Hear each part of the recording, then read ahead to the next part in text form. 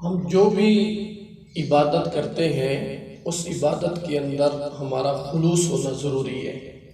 اگر عبادت بغیر خلوص کے کریں گے تو اس کا کوئی فائدہ بھی نہیں ہے۔ اخلاص والے عمل جو ہے وہ اللہ تبارک و تعالیٰ کو بہت پسند عمل ہے۔ حدیث پاک میں آتا ہے، حضرت سیدنا عبداللہ بن عمر رضی اللہ تعالیٰ عنہ آپ فرماتے ہیں کہ حضور نبی کریم صلی اللہ تعالیٰ علیہ وآلہ وسلم نے بنی اسرائیل کے 3 آدمیوں کا ذکر کیا کہ وہ پہلے زمانے میں کہیں سفر پہ جا رہے تھے تو راستے میں رات ہو گئی تو وہ ایک غار میں جا ٹھہرے تو اچانک اوپر سے ایک پتھر گرا اور اس غار کا دروازہ جو تھا وہ بند ہو گیا۔ اب وہ لوگ پریشان ہو گئے، باہر نہیں نکل سکتے تھے، تو انہوں نے آپس میں مشورہ کیا کہ ہم کوئی ایسا نیک عمل جو اپنی زندگی میں کیا ہے ہم اس عمل کا وسیلہ اللہ کو پیش کرتے ہیں۔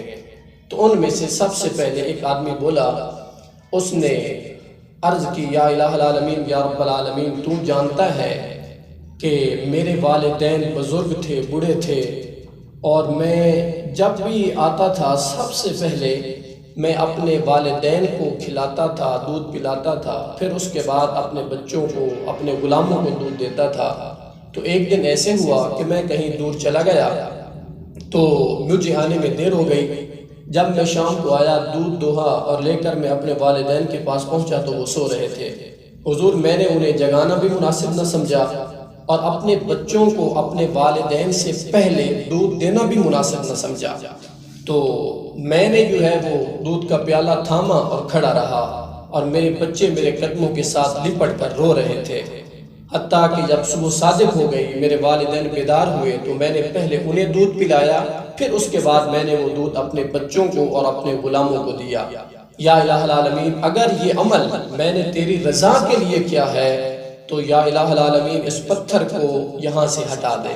تو حضور فرماتے ہیں کہ وہ پتھر تھوڑا سا ہٹ گیا لیکن اتنا رستہ نہیں بنا کہ وہ تینوں باہر نکل سکے۔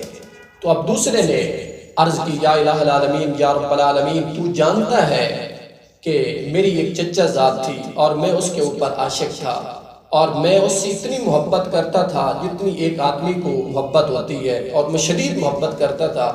میں نے اس کو اپنے پاس بلانے کے لیے بڑی کوشش کی لیکن پورا سال گزر گیا لیکن وہ میرے پاس نہیں آئی۔ تو ایک دن کسی ضرورت کی وجہ سے وہ عورت، وہ میری چچا ذات میرے پاس آئی تو میں نے اسے 120 دینار دیے اور اس نے مجھے اپنے اوپر قدرت دینے کا وعدہ کر دیا۔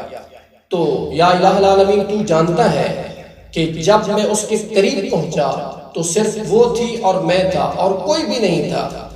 جب میں اس کے قریب ہونے لگا تو وہ فوراً بولی کہ اللہ سے ڈر اور اللہ کا خوف کر، یا الہ العالمین، میں نے تیرے ڈر کی وجہ سے، حالانکہ کوئی بھی درمیان میں نہیں تھا، میں نے اس کو چھوڑ دیا، جو پیسے دیے تھے وہ بھی چھوڑ دیے اور میں باہر نکل آیا۔ اللہ، اگر میں نے یہ تیری رضا کے لیے کام کیا ہے تو مہربانی فرما اس پتھر کو ہٹا دے۔ تو حضور فرماتے ہیں کہ وہ پتھر تھوڑا سا ہٹ گیا لیکن اتنا رستہ ابھی بھی نہیں بنا کہ وہ باہر نکل سکے۔ پھر تیسرا آدمی بولا، یا الہ العالمین، تو جانتا ہے میں نے کچھ مزدور جو ہیں وہ اجرت پر لیے تاکہ ان سے کام کرواؤں، تو میں نے سب کو ان کی اجرت جو ہے وہ دے دی لیکن ایک مزدور اپنی اجرت چھوڑ کر چلا گیا۔ یا الہ العالمین، کافی عرصے کے بعد میں نے اس اجرت سے کام کرنا شروع کر دیا، اس سے میرے ریوڑ، بھیڑ، بکریاں، بہت سارے جانور بن گئے، غلام بن گئے، پیسے بن گئے۔ کافی عرصے بعد وہ آدمی آیا اور اس نے کہا کہ میری مزدوری مجھے دو، تو میں نے اسے کہا کہ یہ جتنا مال تجھے نظر آ رہا ہے یہ سب تیری ہی اجرت کا صلہ ہے اور یہ سارے کو لے جا۔ اس نے کہا کہ میرے ساتھ مذاق نہ کرو، بلکہ جو میرا ہے وہ میری اجرت ہی مجھے دو، مجھے سارے مال کی ضرورت نہیں ہے۔ تو میں نے کہا نہیں، یہ سب تیری اجرت سے ہی میں نے بنایا ہے۔ یا الہ العالمین، اس نے سارا مال لیا اور وہ چلا گیا۔ یا الہ العالمین، ایک چیز بھی اس نے واپس نہیں چھوڑی۔